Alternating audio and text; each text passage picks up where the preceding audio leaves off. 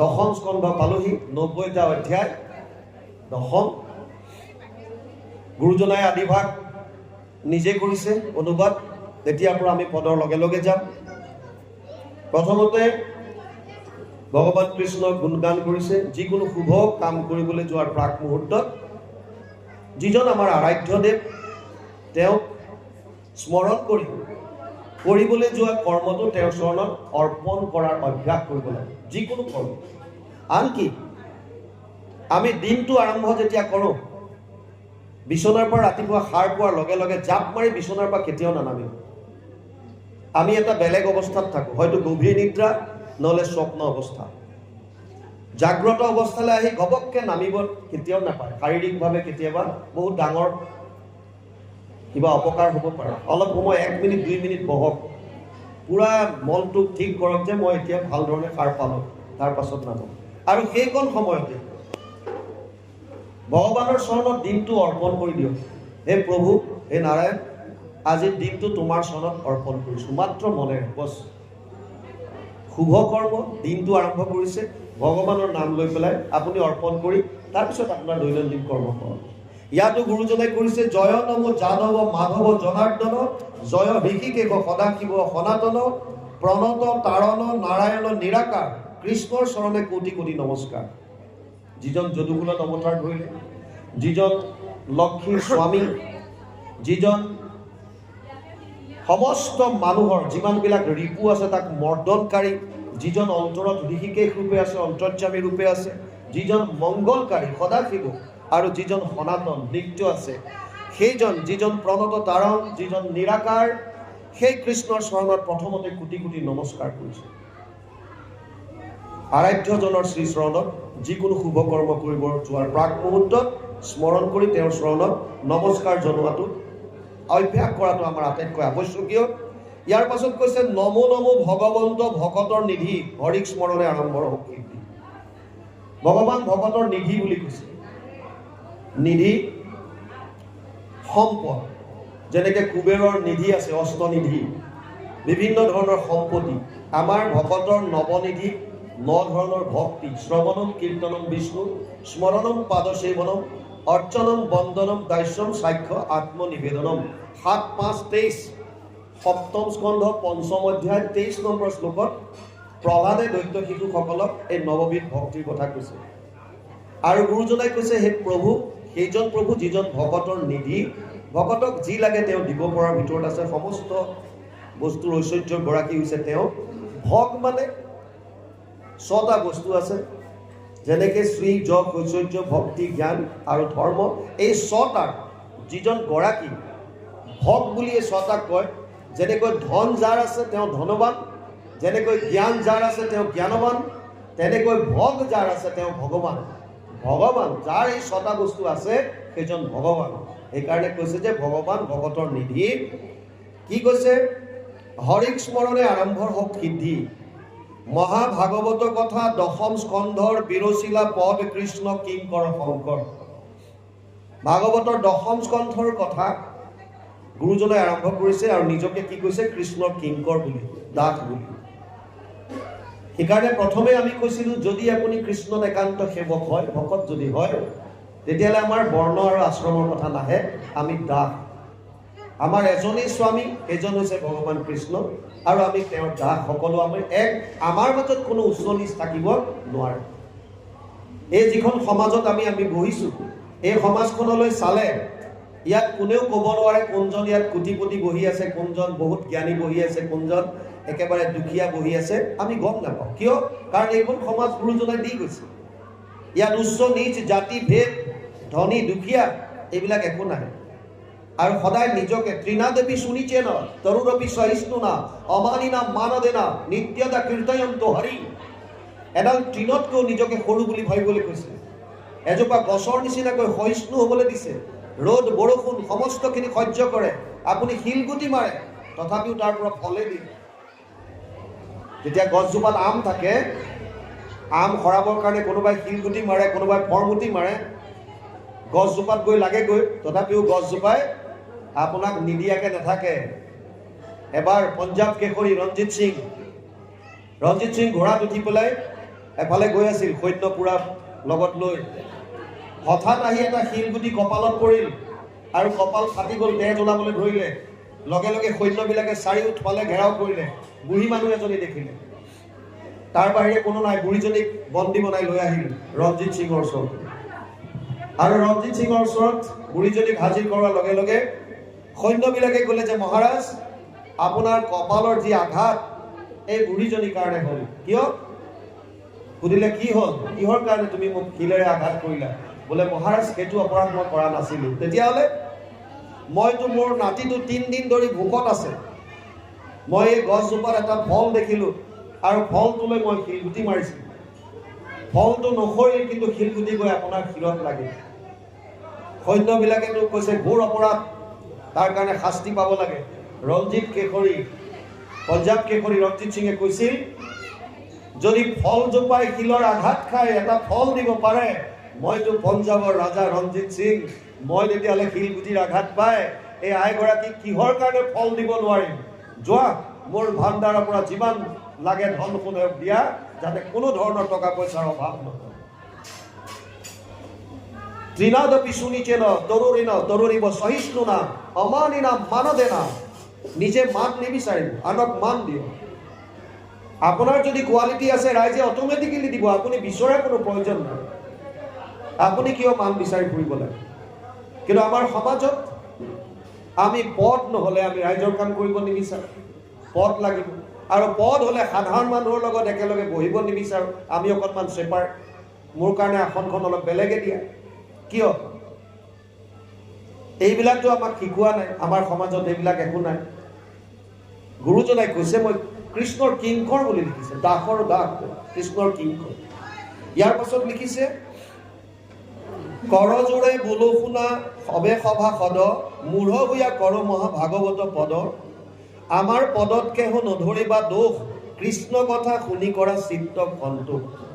গুৰুজনাই কৈছে, মই অজ্ঞানী, মই মূঢ়, তথাপিও মই দশমৰ অনুবাদ কৰিবলৈ আগবাঢ়িছোঁ। মোৰ পদত যদি দুখনো থাকে, এইটো তোমালোকে অপৰাধ নধৰিবা, মাত্ৰ কৃষ্ণ কথা শুনি পেলাই আনন্দ ল'বা। কলিযুগত কেৱল কৃষ্ণৰ কীৰ্তন, কলৌ দোষ নিধে ৰাজন অস্তি হি এক মহান গুণ, কীৰ্তনাদেৱ কৃষ্ণস্য মুক্ত সংগ পৰম ব্ৰজে।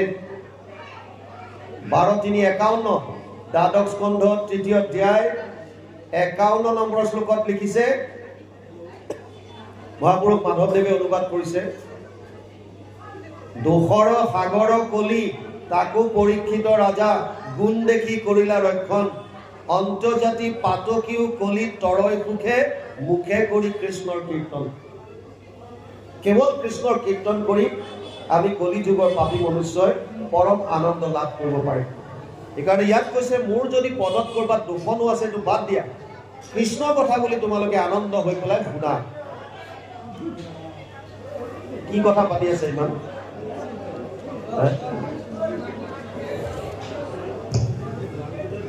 চাওক, শ্ৰৱণৰ মহাত্ম অতি গুৰুতৰ, আৰু সমানে ইয়াত এটা বৰ তাত্বিক কথা আছে, আমি বহুতে নাজানো। শ্ৰৱণ কৰিবলৈ আহি যদি গ্ৰাম্য কথা পাতি থাকে, বৰ ঘোৰ অপৰাধ হয়, নামৰ অপৰাধ হয়। নামৰ অপৰাধৰ পৰা ভগৱানে কৈছে, ময়ো বচাব নোৱাৰো। মোৰ অপৰাধ হ'লে, নাম ল'লে মানুহ সাৰি যাব, কিন্তু যদি নামৰ অপৰাধ হয়, তেতিয়াহ'লে ময়ো একো কৰিব নোৱাৰিম। আপোনালোকে বহু দিনৰ পৰা প্লানিং কৰিছে, এটা অনুষ্ঠান কৰিম, ভাগৱতৰ কৰিম, আৰু সেই মৰ্মে আজি নাম বস্তুভাগ চৈতন্য কৰিছে পুৱা, তাৰ পাছত ভাগৱত কৰিছে। ঘৰৰ পৰা চবেই শ্ৰৱণ কৰিম বুলিয়েতো আহিছে। শ্ৰৱণ কৰিম বুলি আহি ইয়াত গ্ৰাম্য কথা পাতি থাকিলে কি লাভ হ'ব? আপোনালোকৰ নিজৰো নামৰ অপৰাধ হৈছে আৰু বাকী সকলৰো আমনি হৈছে। সেইকাৰণে বেছি শুনিব নালাগে, যিকণ শুনে, মই প্ৰথমে কৈছিলোঁ, শ্ৰদ্ধা সহকাৰে শুনিব যিকণ শুনে। কিন্তু কথা বতৰা পাতি থাকিলে তেওঁলোকৰ নাম অপৰাধৰ লগতে বাকীসকলে যিসকলে একান্ত মনে শুনিব বিচাৰিছে, সেইসকলৰ অশান্তি হয়। আৰু ভকতৰ যিটো অশান্তি, সেই বস্তুটোৰ ফলটো অতি ভয়ানক। সেইকাৰণে বুজি লওক, গ্ৰাম্য কথা নাপাতিব। যদি পাতিবলৈ অগত্যা কিবা থাকে, আঁতৰ হৈ পেলাই আনৰ ডিষ্টাৰ্ব নোহোৱাকৈ পাতক। ইয়াত কৈছে এতিয়া, শতকোটি জনমৰ মহাপাপ ছয়, যিটো মনুষ্যৰ নিৰন্তৰে ভৈল ক্ষয়, শিশিজনে কৃষ্ণ কথা শুনিবাক পাৰে পাপীৰ কাণত পাপে খুচি হেন তাৰে জন্মান্তৰে ভৱেত পুণ্যম তদা ভাগৱতম লভেত ব্যাসদেৱে পদ্মপুৰাণ উত্তৰ খণ্ডত ভাগৱত মহাত্ম্যত লিখিছে প্ৰথম অধ্যায় 12 নম্বৰ শ্লোকত জন্মান্তৰে ভৱেত পুণ্যম যিসকলৰ জন্মান্তৰৰ বহুত পুণ্য সঞ্চিত হৈ আছে তেওঁলোকে ভাগৱত শ্ৰৱণ কৰিব পাৰিব নহলে অনুষ্ঠানত থাকিও তেওঁলোকৰ মন বেলেগত ঘূৰি থাকিব অকল শাৰীৰিকভাৱে আহি বহি থলে শ্ৰোতা হ'ব নোৱাৰে শ্ৰোতা হ'বলৈ হ'লে আপুনি কায়ো মনো বাণী একাগ্ৰ চিত্তে আপুনি শ্ৰদ্ধা সহকাৰে শ্ৰৱণ কৰিব লাগিব তাৰ কাৰণে প্ৰথমতে আমি মহাত্মৰ দ্বাৰা আৰম্ভ কৰিছিলোঁ ইয়াত কৈছে হেন জানি সাৱধানে শুনা হবে নৰে নাই ধৰ্ম কৃষ্ণ কথা শ্ৰৱণত পৰে তপ জপ যজ্ঞ মহাদান তীৰ্থ স্নান কোটি ভাগ নহি কৃষ্ণ কথাৰ সমান ব্যাসদেৱে কৈছে অশ্বমেধ সহস্ৰাণি বাজপেয় শতানিচ শুক শাস্ত্ৰ কথায় চ কলৌ নৰহন্তি সৰসীম পদ্মপুৰাণ উত্তৰখণ্ড ভাগৱত মহাত্ম্য 3য় অধ্যায় 30 নম্বৰ শ্লোকত লিখিছে এফালে যদি 1000 অশ্বমেধ যজ্ঞ কৰে আৰু 100টা যদি বাজপেয় যজ্ঞ কৰে আনফালে যদি আপোনালোকে অনুষ্ঠিত কৰাৰ দৰে ভাগৱতৰ শ্ৰৱণ কীৰ্তন কৰে ভাগৱতৰ পৰা আপোনালোকে যিটো ফল লাভ কৰিব তাৰ 16 ভাগৰ এভাগ মাত্ৰ হ'ব 1000 অশ্বমেধ আৰু 100টা বাজপেয় যজ্ঞ কৰি পোৱা ফলৰ সমান তাৰ মানে যদি কোনোবাই 1000 অশ্বমেধ যজ্ঞ কৰে 100টা বাজপেয় যজ্ঞ যদি কৰিব পাৰে তেওঁলোকে যিটো ফল পাব ভাগৱত শ্ৰৱণৰ কীৰ্তনৰ পৰা তাৰ 16 গুণ বেছি পাব আমি কোৱা নাই ব্যাসদেৱে লিখিছে পদ্মপুৰাণ উত্তৰখণ্ড ভাগৱত মহাত্ম্য 3য় অধ্যায় 30 নম্বৰ শ্লোক ইয়াতো লিখিছে গুৰুজনাই নাহি ধৰ্ম কৃষ্ণ কথা শ্ৰৱণত পৰে তপ জপ যজ্ঞ মহাদান তীৰ্থ স্নান কোটি ভাগ নহি কৃষ্ণ কথাৰ সমান কিয় কিহৰ কাৰণে নহয় কাৰণ তপ জপ তীৰ্থ স্নান এইবিলাকে আপোনাৰ বাহ্যিক পবিত্ৰতা আনি দিব পাৰিব খুব সম্ভৱ আপুনি স্নান কৰিছে গংগাত আপোনাৰ বাহ্যিক শুদ্ধতা আনিব পাৰিব ভিতৰৰ শুদ্ধতা আনিবৰ কাৰণে শ্ৰৱণৰ বাহিৰে আৰু আন গতি নাই শ্ৰৱণ কীৰ্তনৰ গতিকে গুৰুজনাই প্ৰথম স্কন্ধত লিখিছে যদ্যপি ভগতি নৱবিধ মানৱৰ শ্ৰৱণ কীৰ্তনত অহুন্ত শ্ৰেষ্ঠতৰ কিয় লিখিলে শ্ৰৱণ কীৰ্তনৰ দ্বাৰাহে আমাৰ মনৰ যিমানবিলাক মলিনতা আছে এইবিলাক ধুই নিকা কৰিব পাৰি তাৰ বাহিৰে গতি নাই সেইকাৰণে ইয়ালৈকে কৈছে ইয়াৰ পিছত কি আহে যাওঁ কৃষ্ণ চাউণ্ডটো বৰ এটা মিলা নাই অকণমান কিবা বেছি কষ্ট পাই আছো হে ৰাম পৰীক্ষিত নৃপে পাছে উচন্ত মুকত চন্দ্ৰ সূৰ্য বংকৰ কহিলা কথা যত হে ৰাম পাছে নাৰায়ণে যদু বংশে অৱতৰী কহিউক কেন কৰ্ম কৰিলন্ত হৰি মহাজ্ঞানী গণে যাক গাৱে বিশ্ৰাম সংসাৰৰ ঔষধ কৰ্ণৰো অভিৰাম হেন কৃষ্ণ কথা নুশুনিব কোন নৰে একে মহাপাপী আত্ম ঘাতে কীট পৰে দুৰ্ঘুৰকা গৰকে না বল কৌৰৱৰ দ্ৰোণ ভীষ্ম কৰ্ণ তাত কুম্ভীৰ মগৰ হে মোৰ পিতা মহবৰ্গে কৃষ্ণ নৌকা পাই লীলায়ে তৰিলা তাক গোখোজ পৰাই মোৰ দেহা দহিলে নিৰম ব্ৰহ্ম কৰে ৰাখিলা মাধৱে পকি গৰ্ভৰ ভিতৰে হেন ইষ্ট দেৱ মোৰ প্ৰভু দামোদৰ কহিও শুনিব তাৰ চৰিত্ৰ বিস্তৰ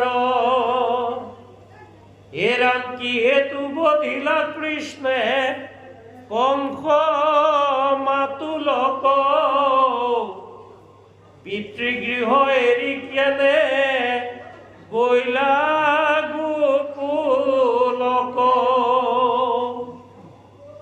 মনুষ্য শৰীৰে আছিল অন্ত কত মানে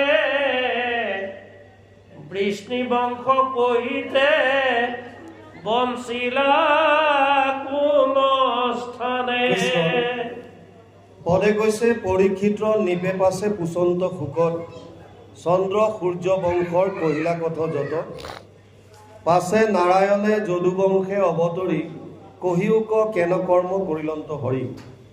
প্ৰশ্ন কৰিছে পৰীক্ষিতে, কাক সুখ দেব? পৰীক্ষিত অভিমন্যুৰ ঔৰসত উত্তৰাৰ গৰ্ভত জন্ম হৈছে পৰীক্ষিত, যাক গৰ্ভত থাকোঁতেই প্ৰভু ভগৱন্তই ৰক্ষা কৰিছিল।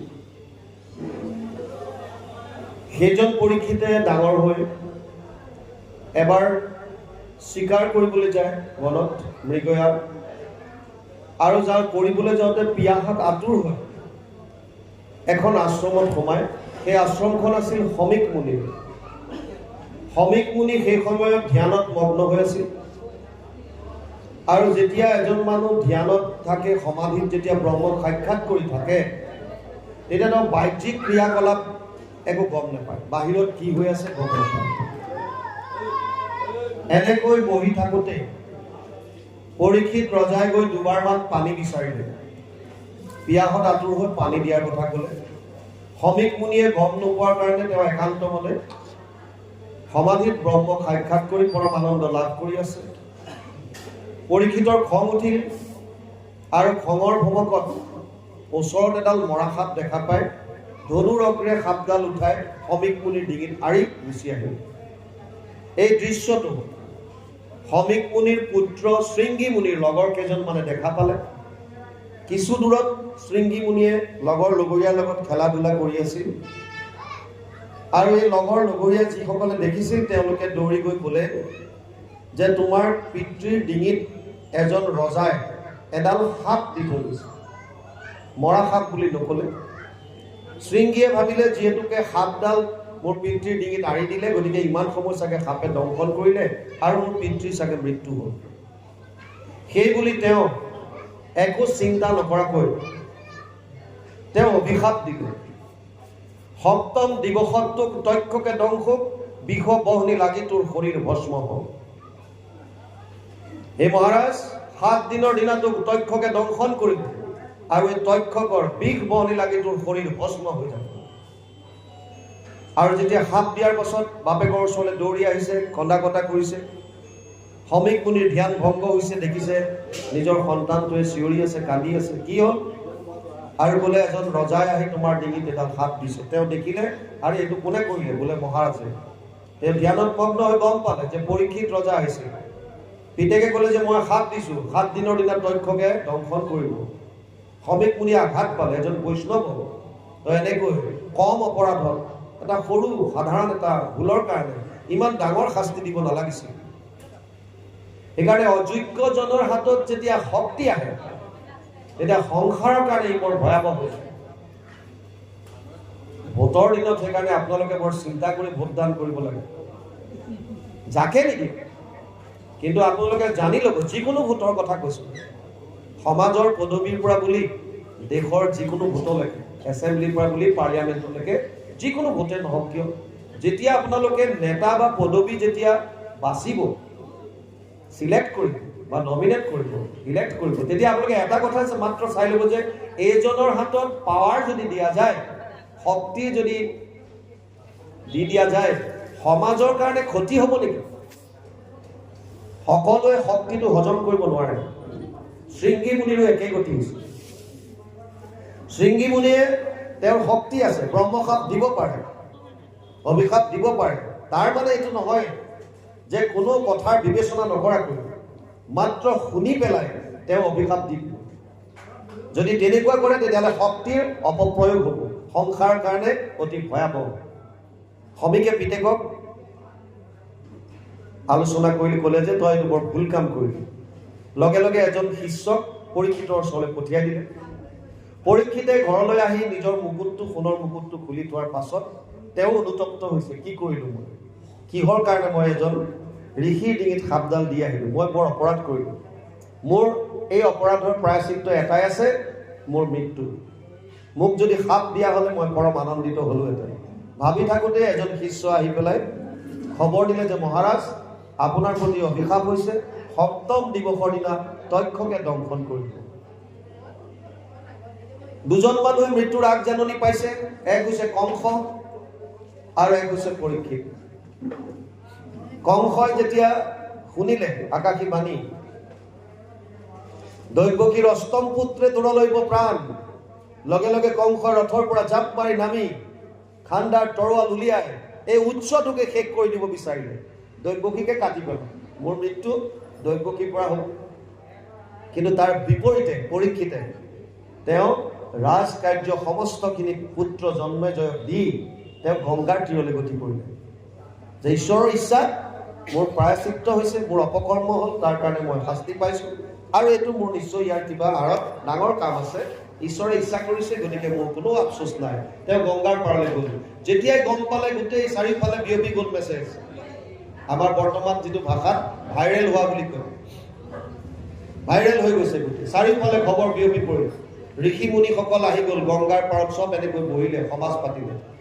আৰু তাৰ মাজত এনেকুৱা ঋষি মুনি সিদ্ধ পুৰুষ আছিল, তেওঁলোকে কৈছে মহাৰাজ চিন্তা কৰিব নালাগে, তক্ষক কোন, আমি ৰক্ষা কৰিম, একো কৰিব নোৱাৰে তক্ষকে। মহাৰাজে ক'লে নালাগে, মোক সেইটো কৰিব নালাগে, যদি পাৰা এটা উপায় দিয়া। কি? মৃত্যুমুখী মানুহে কি কৰা উচিত, ম্ৰিয়মান মানুহে কি কৰা উচিত, এই কামটো যদি উত্তৰটো পাৰা তেতিয়াহ'লে তোমালোকে দিয়া।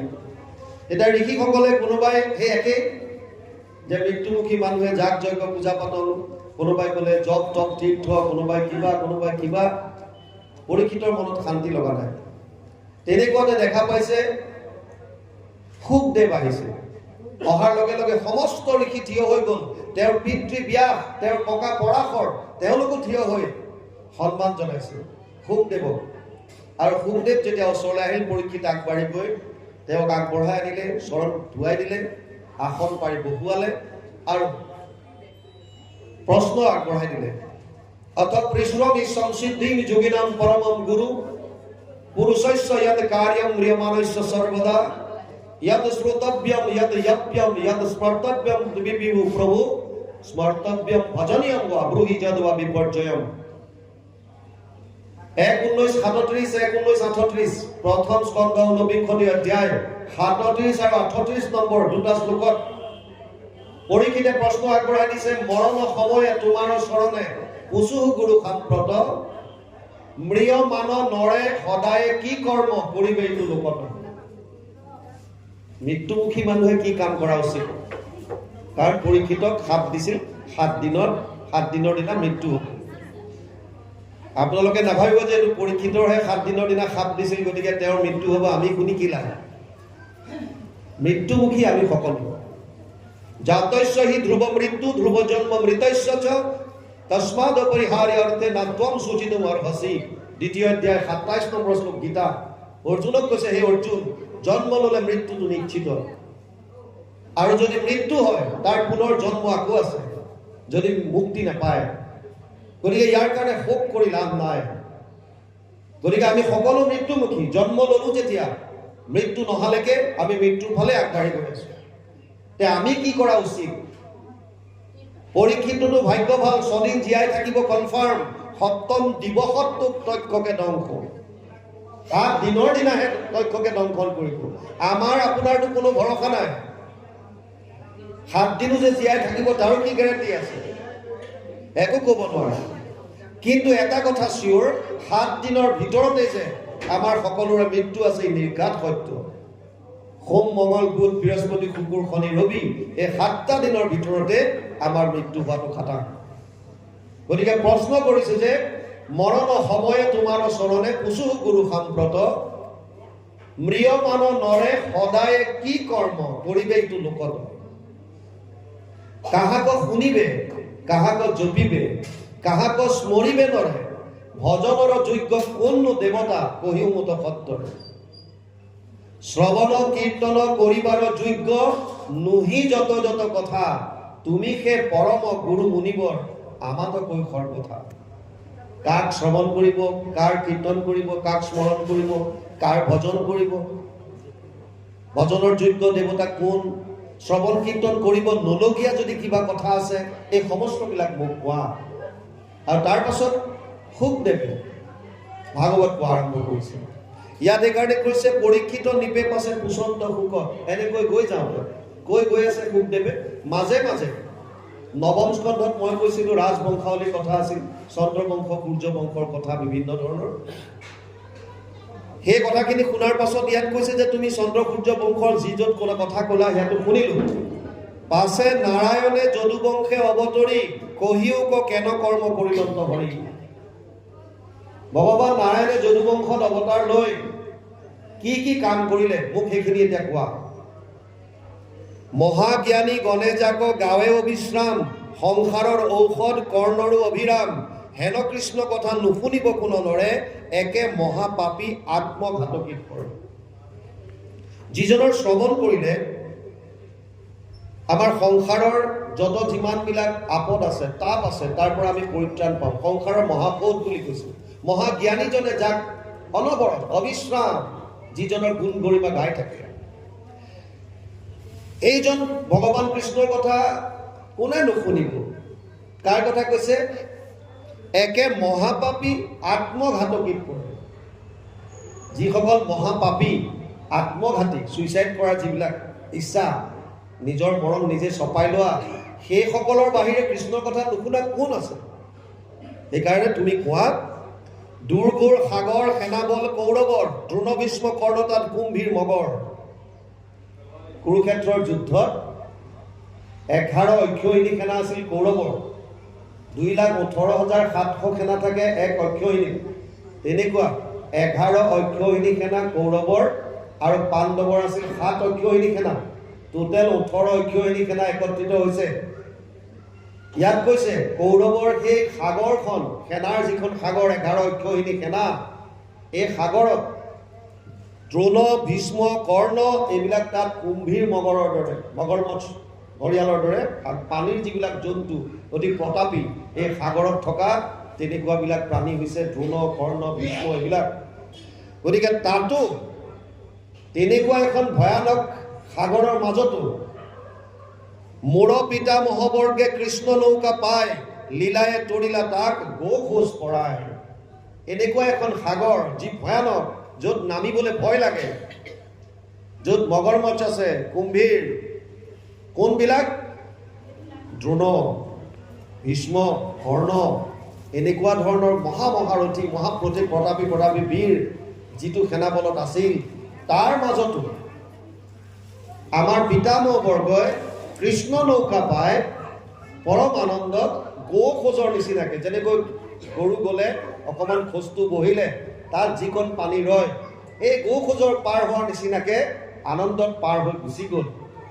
গতিকে সেইজন কৃষ্ণ মোৰ দেহা দহিলে দ্ৰোণীৰ ব্ৰহ্ম সৰে, ৰাখিলা মাধৱে পখী গৰ্ভৰ ভিতৰে। হেন ইষ্টদেৱ মোৰ প্ৰভু দামোদৰ, কহিও শুনিব তান চৰিত্ৰ বিষ্ট। পৰীক্ষিতে কৈছে, আপোনালোকে জানে কুৰুক্ষেত্ৰৰ শেষত দুৰ্যোধন উৰুভংগ হৈ পৰি আছে হ্ৰদৰ পাৰত। অশ্বত্থমা আহিছে সন্ধিয়াৰ সময়ত। অশ্বত্থমা আহি কৈছে, হে যুৱৰাজ দুৰ্যোধন, তোমাক মই কৈছিলো যে মোক সেনাপতি পাতি দিয়া, তুমি মোক সেনাপতি নিদি ভীষ্মক দিলা, আৰু তাৰ পৰিণাম এয়া তুমি পালা। এতিয়া আপোনালোকে সকলোৱে হয়তো জানে যে আচলতে দুৰ্যোধনে সেনাপতি পাতিব বিচাৰিছিল অশ্বত্থমাক, কাৰণ অশ্বত্থমা চিৰঞ্জীৱী, তেওঁৰ মৃত্যু নাই। প্লানিং হৈ গ'ল, মাত্ৰ ঘোষণা অশ্বত্থমা সেনাপতি বুলি চবেই জানে, হৈ যাব অশ্বত্থমা। ভগৱান কৃষ্ণই গম পালে যে অশ্বত্থমাক সেনাপতি যদি দি দিয়ে তেতিয়াহ'লে বৰ হাহাকাৰ লাগিছে। সেইকাৰণে তেওঁ ৰাজসভালৈ গ'ল আৰু বিভিন্ন ধৰণৰ কথা বতৰা পাতি দুবাৰমান ক'লে ধানত তুন্দল পতানত কিছু নাই। আৰু অহাৰ সময়ত অশ্বত্থমাৰ কান্ধত হাত দি কাণত ফুচফুচাই ক'লে ধানত তুন্দল পতানত কিছু নাই। আৰু কৃষ্ণক হাঁহি হাঁহি গুচি আহিল ওলাই। দুৰ্যোধনে কৈছে যে অশ্বত্থমা তোমাৰ কাণে কাণে কি কৈ গ'ল কেশৱে? বোলে কৈছে ধানত তুন্দল পতানত কিছু নাই। বোলে এইটোতো ৰাজু চবকে শুনাকে কৈছে, কাণত কি কৈ কৈছে? কৈছে কাণতো কৈছে মোৰ ধানত তুন্দল পতানত কিছু নাই। তাৰমানে তই মিলি গলি, তেওঁ আচল কথাটো নকওঁ, নাই তোৰ সেনাপতি পদ কেঞ্চেল। ভগৱানৰ চালটো সফল হৈ গ'ল, অশ্বত্থমাক সেনাপতি নিদিলে আৰু দিলে কাক? ভীষ্ম পিতামহ। এতিয়া অশ্বত্থমাই কৈছে শেষত যে হে যুৱৰাজ দুৰ্যোধন, মোৰ এতিয়াও শক্তি আছে, মই 5 পাণ্ডৱৰ শিৰ কাটি আনি তোমাক মই উৎসৰ্গা কৰিব পাৰোঁ, দিব পাৰোঁ, অৰ্পণ কৰিব পাৰোঁ। দুৰ্যোধনে কৈছে ইয়াতকৈ আৰু আনন্দৰ বাতৰি মোৰ কাৰণে কি হ'ব? যোৱা, মই তোমাক এতিয়াই মৃত্যুৰ আগমুহূৰ্তত সেনাপতি পাতি দিলোঁ, তুমি যোৱা। আৰু অশ্বত্থমা গ'ল ইফালে। ভগৱান কৃষ্ণৰ আশ্ৰয়ত যোন আহিল। ভাগৱতৰ মূল লক্ষ্য হৈছে শৰণ। যদি শৰণ আপোনাৰ প্ৰকৃত জেগাত হৈ গ'ল, আশ্ৰয় যদি প্ৰকৃত জেগাত হৈ গ'ল, আপুনি আৰু কি চিন্তা কৰিব? ভগৱান কৃষ্ণই পঞ্চ পাণ্ডৱক সান্ধ্য ভ্ৰমণৰ কাৰণে লৈ গ'ল আৰু ইফালে তেওঁলোকৰ শিবিৰত নিজৰ 5 পুত্ৰক খুৱাই থলে। পঞ্চ পাণ্ডৱৰ 5জন পুত্ৰক খুৱাই থলে। অশ্বত্থমাই ৰাতিৰ আন্ধাৰত গৈ এই 5জন পুত্ৰৰ শিৰ কাটি লৈ আহিল আৰু দুৰ্যোধনক দিলে। দুৰ্যোধনে কৈছে মোক ভীমৰ শিৰটো দে, ডাঙৰ যিটো। আৰু যেতিয়া ভীমৰ পিতেকৰ তেনেকুৱাই আছিলে, আটাইকেইটাৰ ভিতৰত যিটো ডাঙৰ শিৰ দুৰ্যোধনলৈ আগবঢ়াই দিলে। দুৰ্যোধনে পায়ে ক্ৰোধৰ ভমকত তাক মোহাৰ মাৰি দিয়াৰ লগে লগে ভাঙি চিঙি চূৰ্ণকৃত হৈ গ'ল। ক'লে যে এইটো অসম্ভৱ, এইটো ভীমৰ শিৰ হ'ব নোৱাৰে, ভীমৰটো বলি বজ্ৰময় আৰু ই অকণমান এইটো কোনোবা শিশু হ'ব, তই বৰ ভুল কাম কৰিলি, আমাৰ কুৰু পাণ্ডৱৰ বংশই তই শেষ কৰি দিলি, কোনো নাবাচিল। অতি দুখ পালে। তাৰপাছত দুৰ্যোধনৰ মৃত্যু। অশ্বত্থমাই যেতিয়া পঞ্চ পাণ্ডৱৰ পুত্ৰ বধ কৰিলে বুলি গম পালে, দ্ৰৌপদীয়ে খুব ক্ৰদন কৰিছে। অৰ্জুন সেই সময়ত আহি পাইছে আৰু অৰ্জুনে লগে লগে প্ৰতিজ্ঞা কৰিলে যে মই অশ্বত্থমাৰ শিৰ কাটি আনি তোমাৰ ওচৰত দিম, পত্নীক কলে। ভগৱান কৃষ্ণক সাৰথী হিচাপে ৰথত বহুৱাই লৈ অশ্বত্থমাৰ পিছে পিছে গ'ল। অশ্বত্থমাই ব্ৰহ্মশৰ প্ৰয়াৰ কৰিলে। ভগৱান কৃষ্ণই অৰ্জুনক ক'লে যে তুমি ব্ৰহ্ম সায়কৰ দ্বাৰা এইটো টানি আনা। অশ্বত্থমাই ব্ৰহ্মশৰ প্ৰহাৰ কৰিব পাৰে, সম্বৰণ কৰি আনিব শিকা নাছিল। গতিকে প্ৰহাৰ কৰিলে, অৰ্জুনে সম্বৰণ কৰি আনিলে। অশ্বত্থমাক ধৰি হাত ভৰি বান্ধি দ্ৰৌপদীৰ ওচৰত যেতিয়া আনি পেলাই দিয়ে, দ্ৰৌপদীয়ে কান্দি চিঞৰি উঠে, মুঞ্চদি এৰি দিয়া, কিয়? মই আজি মোৰ 5 পুত্ৰৰ শোকত যিমান আঘাত পাইছোঁ, গৌতমীৰ কি অৱস্থা হ'ব, দ্ৰোণীৰ কি অৱস্থা হ'ব? তেওঁৰতো স্বামীও নাই, আৰু যদি একমাত্ৰ সন্তান অশ্বত্থমাৰো যদি ডিঙিটো কাটি দিয়া হয়, বধ কৰি দিয়া হয়, তেতিয়াহ'লে গৌতমীৰ অৱস্থা অতি ভয়ানক হ'ব। মোক এওঁৰ মৃত্যু নালাগে, এৰি দিয়া। ইফালে অৰ্জুনে প্ৰতিজ্ঞা কৰিছে মইতো শিৰ ছেদ কৰিম। এতিয়া কেনেকৈ শিৰচ্ছেদো যাতে থাকে আৰু দ্ৰৌপদীৰ কথাও যাতে ৰয়, কি কৰিব চিন্তা কৰি ভগৱান কৃষ্ণ ইংগিত দিলে আৰু অশ্বত্থমাৰ মুণ্ডন কৰি এৰি দিলে। মুণ্ডন মৃত্যুৰ সমান এটা ঘোৰ শাস্তি। মুণ্ডন কৰি এৰি দিয়াৰ পাছত অশ্বত্থমা আৰু ভয়ানক ক্ৰোধত জ্বলি উঠিল।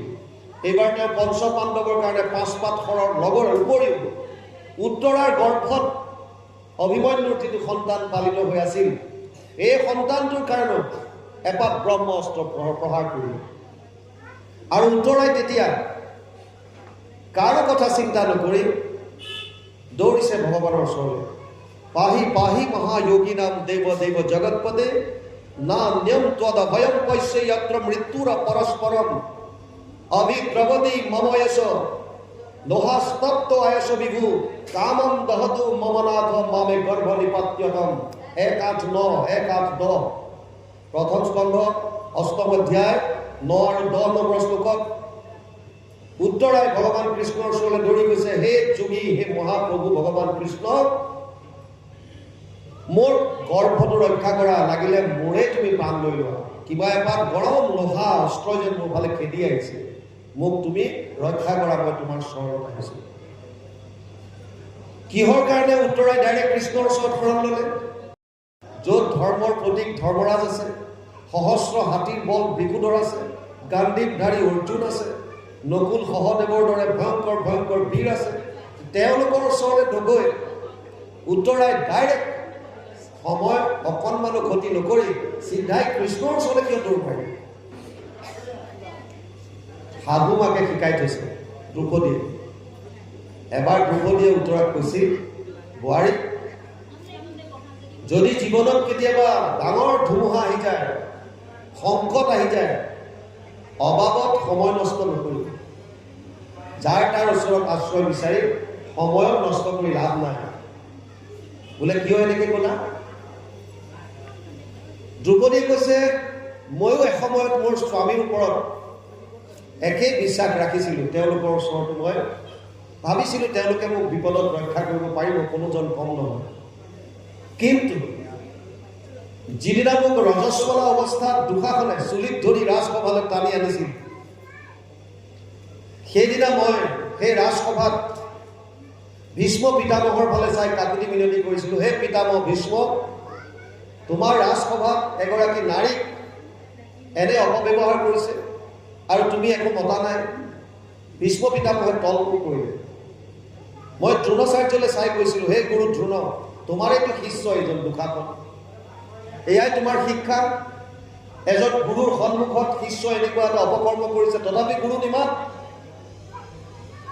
দ্ৰোণাচাৰ্য তলমূৰ কৰিলে। মই মহাৰাজ ধৃতৰাষ্ট্ৰক কৈছিলোঁ, হে মহাৰাজ, তোমাৰতো চৰ্ম চক্ষু যদি অন্ধ, কৰ্ণটো ঠিক আছে, মোৰ আৰ্তনাদ শুনিছেনে নাই? এই ৰাজসভাত মই চিঞৰি চিঞৰি সহায় ভিক্ষা বিচাৰিছোঁ, তোমাৰ পুত্ৰ দুশাসনে মোৰ বস্ত্ৰ হৰণ কৰিব বিচাৰিছে, হে মহাৰাজ, তুমি বাধা দিয়া। ধৃতৰাষ্ট্ৰই নিশ্চুপ হৈ থাকিল, তলমূৰ কৰি থাকিল। মই মোৰ স্বামী যুধিষ্ঠিৰক কৈছিলোঁ, হে ধৰ্মৰাজ, তুমিতো ধৰ্মৰ প্ৰতীক, তোমাৰ ওচৰত অধৰ্ম, তুমিতো বাধা দিয়া। যুধিষ্ঠিৰ তলমূৰ কৰিলে। মই মোৰ স্বামী ভৃকুধৰৰ ওপৰত মোৰ আস্থা আছিল। মই কৈছিলোঁ, হে ভৃকুধৰ, তোমাৰ গাত হাজাৰ হাতীৰ বল, উঠোৱা গদা, কোন দুশাসন তোমাৰ ওচৰত? ভৃকুধৰে তলমূৰ কৰিলে। মই গাণ্ডীৱধাৰী অৰ্জুনৰ কাষ চাপিলোঁ, হে মোৰ স্বামী ধনঞ্জয়, তুমিয়েহে মোক স্বয়ংবৰত আচলতে জিকি আনিছিলা। মই মাতৃ কুন্তীৰ কথাত 5জনৰ লগত বিবাহিত হৈছোঁ, আৰু আজি তোমাৰ সন্মুখত মোৰ এয়া অপমান। উঠোৱা গাণ্ডীৱ, যি গাণ্ডীৱৰ টংকাৰত 3 তৈলুক্য কম্পমান হয়, দুশাসন কোন তোমাৰ ওচৰত? অৰ্জুনে তলমূৰ কৰিলে, নকুলে তলমূৰ কৰিলে, সহদেৱে তলমূৰ কৰিলে। সেই সভা ত্যাগ কৰিছিল মাত্ৰ 2জনে, এজন হৈছে বিদুৰ আৰু আনজন হৈছে যুযুৎসু। ধৃতৰাষ্ট্ৰৰ ঔৰসত এগৰাকী দাসীৰ গৰ্ভত এটা সন্তান আৰু হৈছিল, সেইজনৰ নাম আছিল যুযুৎসু। ত্যাগ কৰিলে সভা, আৰু বিদুৰে ওপৰলৈ আঙুলি এটা দেখুৱাই থৈ গ'ল, যদি আশ্ৰয় ল'ব বিচাৰিছা ইয়াত লাভ নাই, একত লোৱা। আৰু টানি থকা বস্ত্ৰ দ্ৰৌপদী এৰি দিলে, আৰু এৰি দি ওপৰলৈ হাত উঠাই গ'লে, হে দ্বাৰকাধীশ, মোক ৰক্ষা কৰা। আৰু তাৰ পাছত মই এক মুহূৰ্ত ৰ'ব লগা হোৱা নাছিল, বোৱাৰী, ভগৱান কৃষ্ণই মোক ইমান কাপোৰ দিলে, দুশাসনে টানি টানি টানি টানি অচেতন হৈ পৰিল। সেইকাৰণে দ্ৰৌপদীয়ে কৈছিল, হে বোৱাৰী, যদি বিপদ আহে সময়ৰ অপব্যৱহাৰ নকৰি চিধাই কৃষ্ণৰ চৰণত শৰণ ল'বা। আৰু সেইকাৰণে যেতিয়া ব্ৰহ্মস্ত্ৰই খেদি আহিল, তেতিয়া উত্তৰাই কৃষ্ণৰ পাক চাপিলে, আৰু ভগৱান কৃষ্ণই অংগুষ্ঠ সমান ৰূপ ধাৰণ কৰি উত্তৰাৰ গৰ্ভত প্ৰৱেশ কৰি কৌমুদকী গদাৰ দ্বাৰা এই ব্ৰহ্মস্ত্ৰ কোবাই চুৰমাৰ কৰি দিলে, আৰু অমৃত দৃষ্টিৰ দ্বাৰা এই সন্তানটো পুনৰ জীৱিত কৰিলে। গৰ্ভত থাকোঁতে সন্তানটোৱে ভগৱান কৃষ্ণক দৰ্শন পায়, আৰু জন্ম হোৱাৰ পাছত তেওঁ মানুহৰ মাজত বিচাৰিছিল, মই গৰ্ভত দেখা সেই পুৰুষজন ক'ত আছে? ইয়াত যিজন সুপুৰুষ মই গৰ্ভত দেখা পাইছিলোঁ, সেইজন ইয়াত ক'ত আছে? পৰীক্ষা কৰি চাইছিল কাৰণে নাম দিলে পৰীক্ষিত যিহেতু ভগৱান বিষ্ণুৱে ৰাখিলে সেইকাৰণে এটা নাম হৈছে বিষ্ণু ৰাগ। সেইকাৰণে ইয়াত এতিয়া কৈছে পৰীক্ষিতে, মোৰ দেহা দহিলে দ্ৰোণীৰ ব্ৰহ্ম কৰে, ৰাখিলা মাধৱে পক্ষী গৰ্ভৰ ভিতৰে। হেন ইষ্টদেৱ মোৰ প্ৰভু দামোদৰ, কহিও শুনিব তাৰ চৰিত্ৰ বিষ্ণুৰ। সেইজন মোৰ ইষ্টদেৱ, মোৰ চৰিত্ৰ তুমি মোক কোৱা, মই শুনিম। লগতে কি কৈছে, কি হেতু বধিলা কৃষ্ণে কংস মাতুলক, পিতৃগৃহ এৰি কেনে গৈলা গোকুলক। মনুষ্য শৰীৰে আছিলন্ত কত মানে, বৃষ্ণি বংশ কহিতে বঞ্চিলা কোনো থানে। কি হেতু কৃষ্ণই নিজৰ মামা কংসক বধ কৰিলে? কি কাৰণেনো মথুৰাৰ পৰা গৈ গোকুলত যাবলগীয়া হ'ল? জন্ম হোৱাৰ পাছতে মানুহৰ শৰীৰ ধাৰণ কৰি কিমান দিন তেওঁ আছিল লীলা কৰি, আৰু বৃষ্ণি বংশ সহিতে কোন কোন স্থানত তেওঁ বাস কৰিছিল, অৰ্থাৎ কৃষ্ণৰ সম্পূৰ্ণ লীলা মোৰ ওচৰত তুমি কোৱা। ইয়ালৈকে কৈছে কৃষ্ণ। হে কতেক ভার যাক বিহাই লন্ত যদুরাই, কহিও কমুনি শুনি বাক শ্রদ্ধা যাই। হরি কথা অমৃত পিয়ন্তে তজু মুখে, নাই ক্ষুধা তৃষানবা ধয় একো দুখে। শুনি মুনি ভুলিলন্ত ধন্য পৰীক্ষিত, মাধৱৰ কথাত একান্ত ভৈল চিত্ত। কৃষ্ণৰ চৰিত্ৰ আবে শুনিও উৎসুকে, এই বুলি কহিবাক আৰম্ভিলা সুকে। উপজিল ৰাজা হুয়া দৈত্য অসংখ্যাত, বলদ দৰ্পত কৰে অন্তক বিঘাত। হে তাৰ ভাৰ কহিবে নপাৰি বসুন্ধৰি, ব্ৰহ্মাত শৰণ লইলা ধেনু ৰূপ ধৰি। তনু ক্ষীণ তনু হইল ক্ষীণ পিৰিলে গুৰু বাৰে, তিনটি আছে মুখয়াতি লুতকৰ ধাৰে। হুমি হুমি কান্দিলা মনত মহাৰাগে, নিবেদিলা দুখ কবে বিধাতাৰ আগে। পাছে ব্ৰহ্মা দেৱে দুখ দেখি পৃথিৱীৰ, ত্ৰিদশ কহিতে কৈলা ক্ষীৰোদধি তীৰ। লাগিলা মন্ত্ৰে মাধৱক আৰাধিত, শুনিলা আকাশী বাণী ব্ৰহ্মা সমাধিত। পাছে ত্ৰিদশক ব্ৰহ্মা বুলিলা বচন, বিষ্ণুৰ আদেশ শুনি উকতে পগন। হে ৰাম সংহাৰিবা হৰি পৃথিৱীৰ মহাভাৰ, তুমি কব হোৱা যদুকুলে অৱতাৰ। পদে কৈছে, কতেক ভাৰ্যাক বিহাইলন্ত যদুৰায়, কহিউক মুনি শুনিবাক শ্ৰদ্ধা যায়। হৰি কথা অমৃত পিয়ন্তে তজু মুখে, নাই ক্ষুধা তৃষা নবাধ একো দুখে। পৰীক্ষিতে কৈছে, হে সুখদেৱ, ভগৱান কৃষ্ণই কিমানগৰাকী পত্নী ভাৰ্যা বিবাহ কৰিলে, এই কথাখিনি মোক কোৱা, মোৰ শুনিবলৈ মন গৈছে। আৰু তোমাৰ মুখেৰে কৃষ্ণৰ কথা শুনি থাকিলে মোৰ ভোক পিয়াহ একো লগা নাই।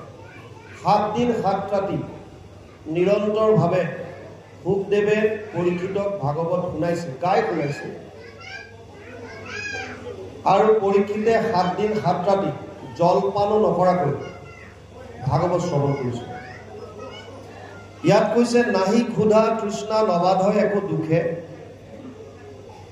হৰিকথা অমৃত পিয়ন্তে তোজো মুখে। তোমাৰ হৰিকথা তোমাৰ মুখে শুনি থাকিলে শাৰীৰিক যিমানবিলাক ভোগ পিয়াহ আছে, ক্ষুধা তৃষ্ণা আছে, এইবিলাক একো উদ্ভৱ আমাৰ অনুভৱ নহয়। শুনি মুনি বুলিলন্ত ধন্য পৰীক্ষিত, মাধৱৰ কথাত একান্ত ভৈল চিত। কৃষ্ণৰ চৰিত্ৰ বাবে শুনি উৎসুকে, এই বুলি কহিবাক আৰম্ভিলা সুখে। শুকদেৱে ক'লে তুমি ধন্য, কাৰণ তোমাৰ কৃষ্ণৰ কথা শুনিবৰ কাৰণে মন গৈছে। আৰু সেই বুলি কৈ এতিয়া আৰম্ভ কৰিছে কোৱাৰ। উপজিলা ৰাজা হুয়া দৈত্য সংখ্যাত, বলৰ দৰ্পত কৰে সন্তক বিঘাত। তাৰভাৰ সহিবে নপাৰিব সুন্দৰী, ব্ৰহ্মাত শৰণ লৈলা ধেনুৰ উপধৰি। সেই সময়ৰ কথা কৈছে। বিভিন্ন আসুৰিক স্বভাৱৰ লোকে, আমাৰ 2 ধৰণৰ লোক, এক দৈবিক সম্পদ লৈ জন্ম হয়, এক আসুৰিক সম্পদ লৈ। অষ্টাদশ অধ্যায় গীতা 16 নম্বৰ চেপ্টাৰ খুব সুন্দৰভাৱে দিয়া আছে দৈবিক সম্পদ আৰু আসুৰিক সম্পদ কোনবিলাক। এই আসুৰিক স্বভাৱৰ বিভিন্ন ধৰণৰ লোকে জন্ম কৰি পৃথিৱীৰ ওপৰত অত্যাচাৰ কৰা আৰম্ভ কৰিলে সন্তসকলৰ ওপৰত অত্যাচাৰ বৃদ্ধি পাল। আৰু ভগৱানে গীতাত অৰ্জুনক এটা কথা বৰ সুন্দৰভাৱে কৈছে। অৰ্জুনৰ আগত যেতিয়া গীতাৰ জ্ঞান দি আছিল, গৈ গৈ এসময়ত 4ৰ্থ অধ্যায়ত ভগৱান কৃষ্ণই অৰ্জুনক ক'লে যে হে অৰ্জুন, মই তোক যিবিলাক জ্ঞানৰ কথা কৈছোঁ, এই জ্ঞান আগতে মই সূৰ্যক কৈছিলোঁ। ইমম বিবস্বতে যোগম প্ৰোক্তমান অহম অব্যয়ম, বিবস্বান মনুৱে প্ৰাহু মনু ইচ্ছাকৈ অপ্ৰবীণ। এবং পৰম্পৰা প্ৰাপ্তম ইমম ৰাজৰ্ষয় বিদু, সকালে দেহ মহতা যোগনস্ত পৰম তপ। 4ৰ্থ অধ্যায় 1ম আৰু 2য় শ্লোক। তাত কৈছে যে হে অৰ্জুন, মই যি জ্ঞান তোক দি আছোঁ, এই জ্ঞান পূৰ্বতে মই সূৰ্যক কৈছিলোঁ। সূৰ্যই মনুক ক'লে, মনুৱে ইক্ষাকুক ক'লে, আৰু এনেকৈ পৰম্পৰাগতভাৱে এই জ্ঞান আহি আছে। কিন্তু কালৰ সোঁতত এই সকলোবিলাক নষ্ট হ'ল। সেইকাৰণে মই তোক আকৌ সেই জ্ঞান কওঁ। তেওঁ অৰ্জুনৰ মনত এটা সন্দেহ আহে যে আমি দুজনটো সমবয়সৰ, আৰু সূৰ্যটো বহুত আগত। সৃষ্টিৰ আদিতেই সূৰ্য কেনেকৈ পালে? গতিকে মনত সন্দেহ হোৱাৰ কাৰণে অৰ্জুনে প্ৰশ্ন কৰিলে, অপৰম ভৱতু জন্ম পৰজন্ম বিবস্বত, কথম এতৎ বিজানীয়ম ত্বম আদৌ প্ৰোক্তমান ইতি। 4ৰ্থ অধ্যায় 4 নম্বৰ শ্লোক গীতা। হে সখা, অপৰম ভৱতু জন্ম, তোমাৰ জন্মটো এতিয়া হৈছে, তাৰমানে মোৰ লগত, আৰু সূৰ্য বহুত আগৰ, তেতিয়া তোমাৰ জন্মই হোৱা নাই। তুমি কেনেকৈ ক'লা যে মই সূৰ্যক আগতে ইয়াক গীতাৰ জ্ঞান দিছিলোঁ? তেতিয়া ভগৱানে তেওঁৰ অৱতাৰৰ ফল খুলিছে। কেতিয়া কেতিয়া ভগৱান কৃষ্ণই অৱতাৰ লয়। ভগৱান কৃষ্ণই অৰ্জুনক ক'লে যে হে অৰ্জুন, বহুনি মে ব্যতীতানি জন্মানি তব চা অৰ্জুন, তানি অহম বেদ সৰ্বাণি না ত্বম বেদ পৰম তপ। 4ৰ্থ অধ্যায় 5 নম্বৰ শ্লোক গীতা। হে অৰ্জুন, তোৰে মোৰে আগতে বহুতবাৰ জন্ম হৈছে। বহুনি মে ব্যতীতানি জন্মানি তব চা অৰ্জুন, তোৰ মোৰ আগতে বহুতবাৰ জন্ম হৈছে, কিন্তু তোৰ সেইবিলাক মনত নাই, আৰু মোৰ সকলো মনত আছে। মই কেতিয়া জন্ম লওঁ? यदा यदा हि धर्मस्य ग्लानिर्भवति भारत, अद्भुत्यानम धर्मस्य तदात्मानं सृजाम्यहम्, परित्राणाय साधूनां विनाशाय च दुष्कृतां, धर्म संस्थापनार्थाय संभवामि युगे युगे। 4ৰ্থ অধ্যায় 7 আৰু 8 নম্বৰ শ্লোক গীতা। এই দুটা শ্লোক ইমানেই জনপ্ৰিয়, ভাৰতৰ কি আপুনি পৃথিৱীৰ বিভিন্ন ভাষাত ইয়াৰ অনুবাদ হৈছে। হিন্দীলৈ অনুবাদ কৰিছে। जब जब होते हैं धर्म की हानि, बढ़े असुर अधम अभिमानी, तब तब धरे प्रभु विविध शरीरा, हरहि सदा सज्जन भव पीरा। অসমীয়াত অনুবাদ কৰিছে ভাগৱতে। চৰাচৰ গুৰু ঈশ্বৰ কৃষ্ণৰ জন্মৰ শুনা কাৰণ, সাধু সমস্তৰ ধৰ্ম ৰক্ষা হইব, নাকিব দুষ্ট দুৰ্জয়। মহন্তসকলে ইটো জন্ম কৰ্ম শুনিবে গাইবে মুখে, তিনিও তাপক এনেকে নিস্তৰি পাইবে মুখ্য মহাসুখে। ভগৱান কৃষ্ণই মূলত 3টা কাৰণত অৱতাৰ লয় বুলি কৈছে। পৰিত্ৰাণায় সাধনায়, সন্তসকলক ৰক্ষা কৰিবৰ কাৰণে, বিনাশায় দুষ্কৃতাম, দুষ্কৃতিকাৰীক নাশ কৰিবৰ কাৰণে, আৰু ধৰ্ম সংস্থাপনাৰ্থে, ধৰ্মক পুনৰ সংস্থাপন কৰিবৰ কাৰণে। এই 3টা মুখ্য কাৰণত ভগৱান কৃষ্ণই অৱতাৰ লয় বুলি গীতাত অৰ্জুনক কৈছে। আৰু ইয়াতো এতিয়া যেতিয়া বসুমতীয়ে এই আসুৰিক প্ৰকৃতিৰ লোকবিলাকৰ অত্যাচাৰ সহন কৰিব নোৱাৰিলে, তেওঁ তেতিয়া ব্ৰহ্মাৰ ওচৰত গৈ শৰণ লৈছিল। ইয়াত লিখিছে, কি কৈছে? ব্ৰহ্মাত শৰণ লৈলা ধেনু ৰূপ ধৰি। তেওঁ ধেনু ৰূপ ধাৰণ কৰি ব্ৰহ্মাৰ ওচৰলৈ গ'ল।